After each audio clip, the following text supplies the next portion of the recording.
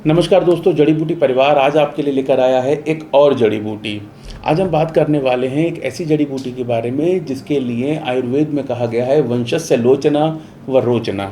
अर्थात कि ये जो जड़ी बूटी है ये आपके आने वाले वंश की न सिर्फ पालन पोषण करता है, उसकी सुरक्षा करता है, साथ ही साथ उसकी सुंदरता, उसके रंग रूप को भी ये निखार देता है। इसका प्रयोग केवल गर्भवती महिलाओं के लिए नहीं है, इसका प्रयोग छोटे बच्चे भी कर सकते हैं जिनके दांत निकल रहे हों, या वो बच्चे जो मिट्टी खाते हों। वो पुरुष भी इसका प्रयोग कर सकते हैं जिनको व्यक्तिगत समस्याएं हैं। इसका प्रयोग उन लोगों के लिए भी है जिनको श्वास संबंधित विकार हैं। और इसकी एक जो सबसे खास बात है वो ये कि आपकी ये धातुओं को पुष्ट करने का काम करता है। आज हम बात करेंगे वंशलोचन के बारे में।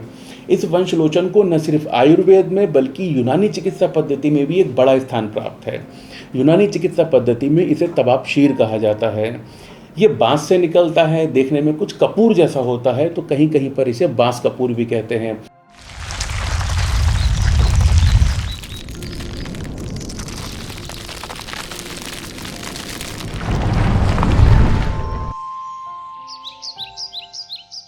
नमस्कार दोस्तों, मैं अंकुर पाठक स्वागत करता हूं आपका जड़ी बूटी परिवार में।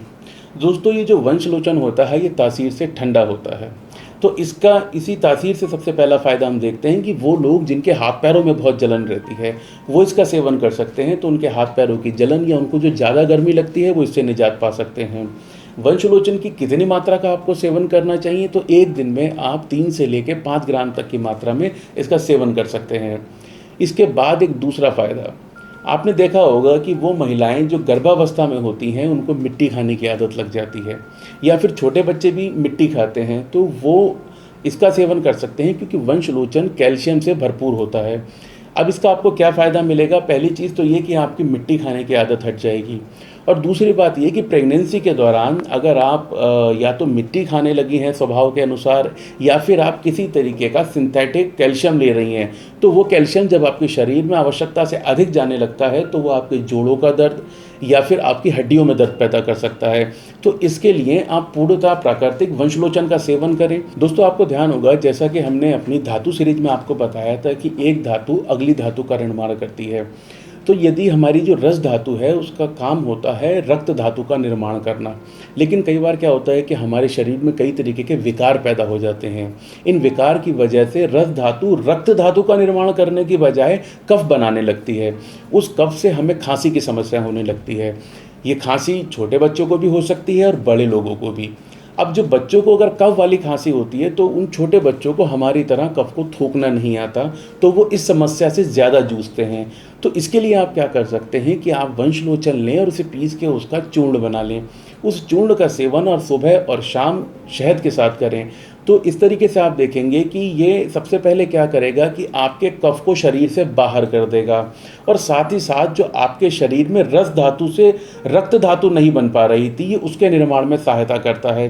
तो एक तरफ आपकी बीमारी दूर हो गई और दूसरी तरफ आपके शरीर में रक्त धातु की बढ़ोतरी होने लगी। फिर वो रक्त धातु आपकी बाकी धातुओं को पुष्ट करने का काम करती है। तो इस तरीके से आप वंशलोचन खाकर कई तरीके के फ़ायदे उठा सकते हैं। अब दोस्तों, इसके साथ ही बात करते हैं महिलाओं की एक ऐसी समस्या की। अगर हम लेटेस्ट स्टडी देखें तो वो ये कहती है कि भारत में तकरीबन 70% महिलाएं श्वेत प्रदर के रोग से ग्रसित हैं, जिसे आम बोलचाल की भाषा में हम ल्यूकोरिया कहते हैं। आप इस वंशलोचन का प्रयोग उस ल्यूकोरिया से, श्वेत प्रदर से भी निजात पाने में कर सकते हैं। इसके लिए आप क्या करें, इसका चूर्ण बना लें और उस चूर्ण को 5-5 ग्राम की मात्रा में सुबह और शाम या तो कच्चे दूध के साथ लें। यदि कच्चा दूध आपके पास अवेलेबल नहीं है तो आप इसका सेवन नॉर्मल पानी से भी कर सकते हैं। तो इस तरीके से आप इसका सेवन करके अपनी ऐसी समस्या से, जो लगभग हमारे महिलाओं की आधे से ज़्यादा आबादी जिससे जूझ रही है, आप इससे अपना बचाव कर सकती हैं। और इसके साथ साथ वो महिलाएं जिनको गर्भावस्था के दौरान कई बार आकस्मिक गर्भपात से जूझना पड़ता है, वो लोग इसका सेवन करके गर्भ में अपने शिशु की रक्षा भी कर सकती हैं। तो इन्हीं सारे गुण की वजह से इसका नाम वंशलोचन रखा गया है। और दोस्तों, यदि आपके मुंह में छाले हो गए हैं तब आप इस वंशलोचन का प्रयोग किस तरीके से कर सकते हैं? आप क्या करें, इसका चूर्ण बना लें और उसमें थोड़ी हल्दी मिला लें। इस चूर्ण को 1 से 1.5 ग्राम की मात्रा में आप अपने मुंह में रखें और उसको थोड़ा मुंह में घुमाएं, अपनी लार के साथ मिलाएं, सलाइवा के साथ मिलाएं। थोड़ी देर आप उसे अपने मुंह में रहने दें और 3-4 मिनट के बाद उसे थूक दें।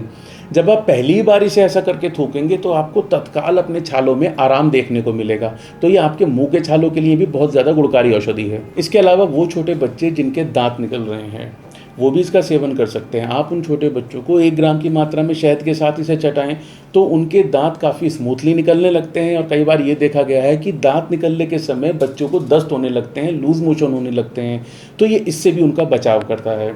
स्पर्म का कम होना, वीर्य का पतला होना, ये सारे तो रोग हैं ही। इसके अलावा क्या है कि हमारा कई बार वीर्य दूषित भी हो जाता है।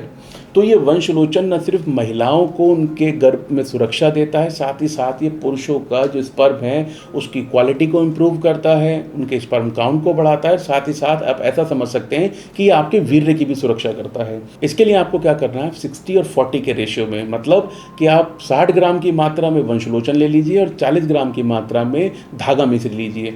इन दोनों को मिलाकर पीस लीजिए। अब इसको पीसने के बाद जो आपके पास चूर्ण प्राप्त होगा, आप उसको 3-3 ग्राम की मात्रा में सुबह और शाम इसका सेवन दूध के साथ करें। इस तरीके से आप इसका सेवन करेंगे तो आप देखेंगे कि एक तो आपका वीर्य गाढ़ा होने लगा है, साथ ही साथ अगर आपका स्पर्म काउंट कम है तो ये उसको भी इंक्रीज करता है।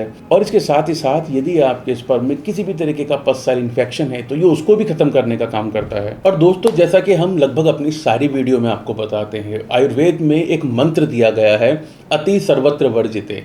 मतलब ये हुआ कि जो कोई भी एक ऐसी जड़ी बूटी या कोई भी चीज़ दुनिया की जो आपको फ़ायदा देती है, तो आप उस फ़ायदे के चक्कर में उसका इस्तेमाल आवश्यकता से अधिक ना करें, क्योंकि कोई भी चीज़ आवश्यकता से अधिक सेवन करने से आपको सिर्फ नुकसान देगी।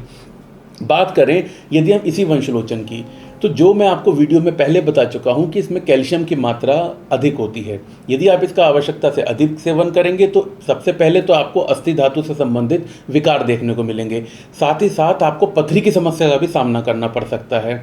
और दूसरा ये कि इसकी तासीर ठंडी होती है। यदि आपने इसको आवश्यकता से अधिक लिया तो आप देखेंगे कि यह आपके फेफड़ों के लिए भी नुकसान कर सकता है, आपको श्वास संबंधित विकार भी पैदा कर सकता है। तो इसलिए आप इसका सेवन हमेशा निश्चित मात्रा में करें। तो दोस्तों, ये था जड़ी बूटी परिवार का प्रयास, जिसमें हम आपको हर बार एक नई हर्ब दिखाते हैं, उसके फ़ायदे बताते हैं, किन किन रोगों में किस किस तरह से आप उसका प्रयोग कर सकते हैं।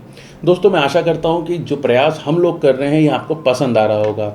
और अगर ऐसा है तो ये वीडियो अपने दोस्तों के साथ शेयर कीजिए, इसे लाइक कीजिए और चैनल को सब्सक्राइब करना बिल्कुल ना भूलें। धन्यवाद।